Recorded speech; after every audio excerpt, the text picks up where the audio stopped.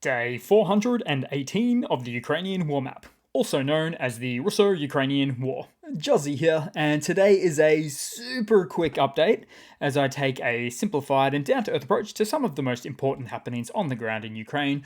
So first of all, we'll start off with taking a quick look at those Russian losses, and currently Russia is sitting on 182,660 military personnel losses. Then when we take a look at the Russian hardware losses, 3 tanks, 4 APVs, 9 artillery, and always good to see 1 air defense system as well.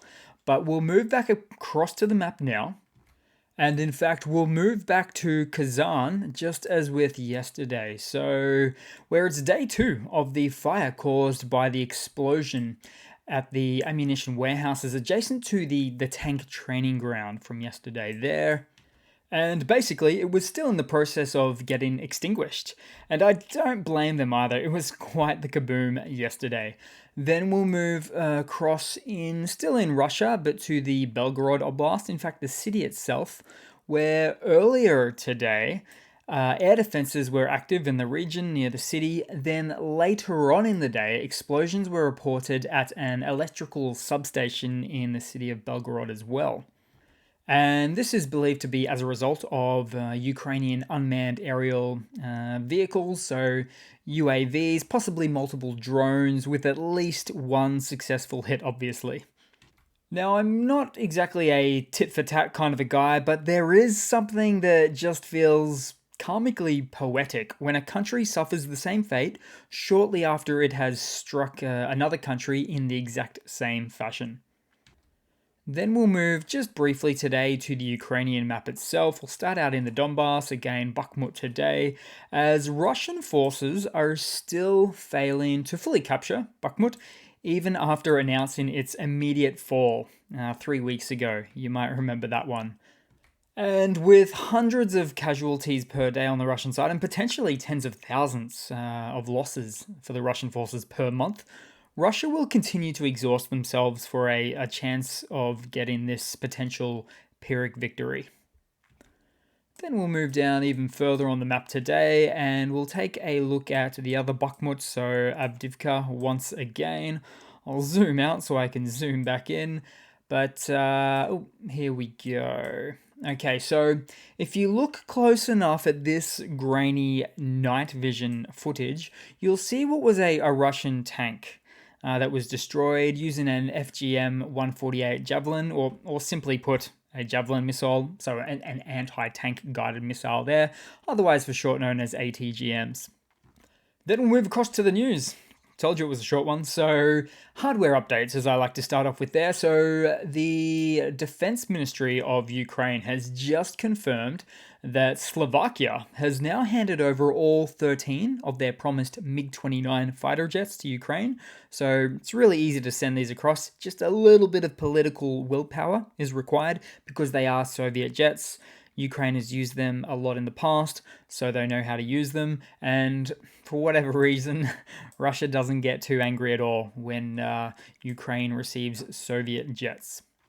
But the big hope in the long term, of course, would be to get a few F-16s there, at least a few, a whole squadron, I should say, more than a few. Then in some other hardware news, so also Italy is handing over 60 of its M109L self-propelled howitzers to Ukraine. 60, that's a big number. And they've also been spotted on their way now with this footage taken at the Czech Republic really recently. So another big old gun on wheels, or another 60 rather. Then in some other news, China's newly appointed defense minister in the last few days, Li Shangfu, has flown to Russia to have a meeting with Putin. Doesn't look great considering, why is a defense minister all of a sudden going to Russia?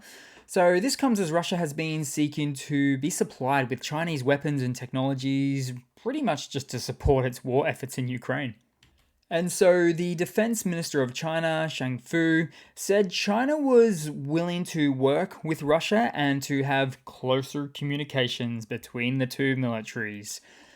No military aid from China has actually really, that we know of, been received as yet, and certainly not promised, at least on any official level or official capacity.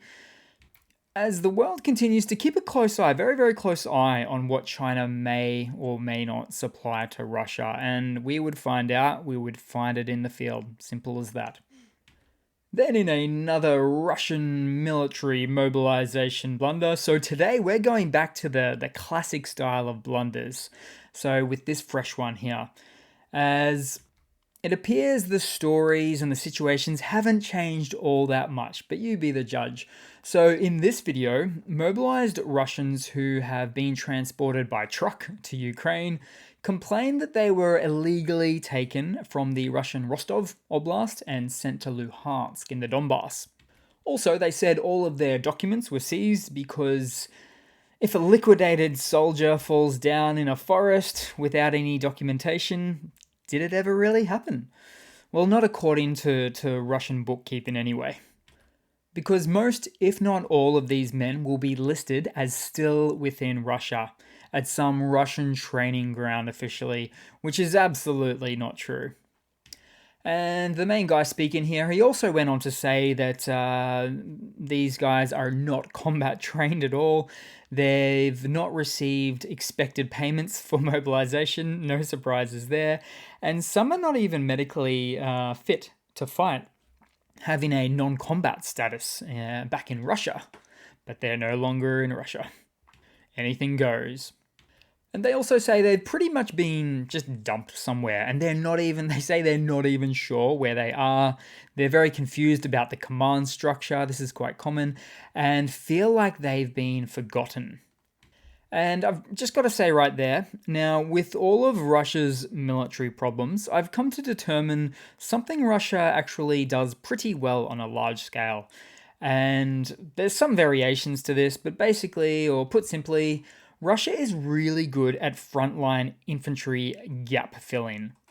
So what will happen to these guys someday soon is a high-ranking Russian commander will come along and order them all of a sudden to be integrated into a new frontline assault group, under the threat of being shot by the Russian army if they don't comply. At first, they will argue and say they were never trained for the frontline assaults, which is true, but that won't matter, and they will be coerced into going to the front lines to fill those gaps, just at that very militaristic point where their bodies are needed there.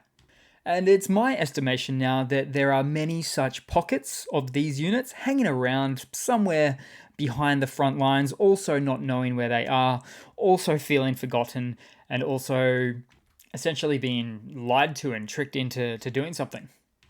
All the meanwhile not realizing that they were just waiting to become unidentifiable, nameless cannon fodder, being thrown into the meat grinder. Now, yes, it's a grim picture, I realize this. I'm actually not a fan of it. I feel sorry for these guys in many ways, but the Russian political elite don't give one iota for these people.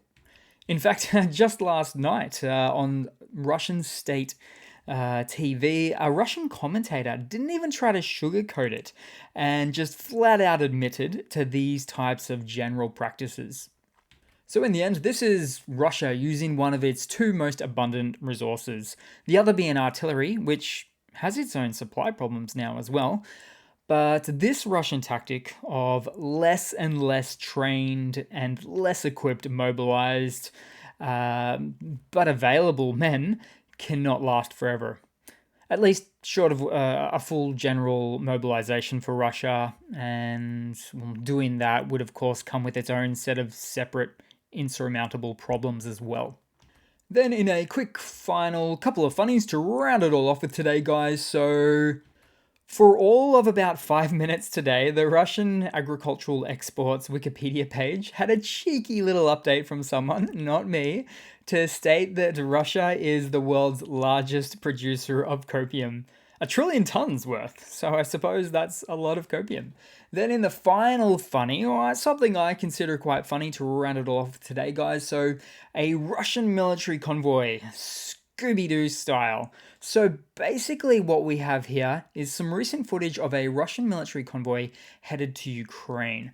A convoy which largely comprises of the Scooby-Doo style vans due to Russia's broken military logistics systems being even more broke now due to the war in Ukraine. So a bit of backpedaling and using these old vans, Scooby-Doo vans. And you might say, Juzzy, this could just be a coincidence of a whole bunch of regular Russian traffic going about its way. But no, that's not the case here. Apart from these old tin cans being spotted even more and more frequently as time goes by in Russian-occupied Ukraine used for the military, we can also see the Z insignia on some of the vehicles, and others are tiny medical Scooby-Doo vans as well.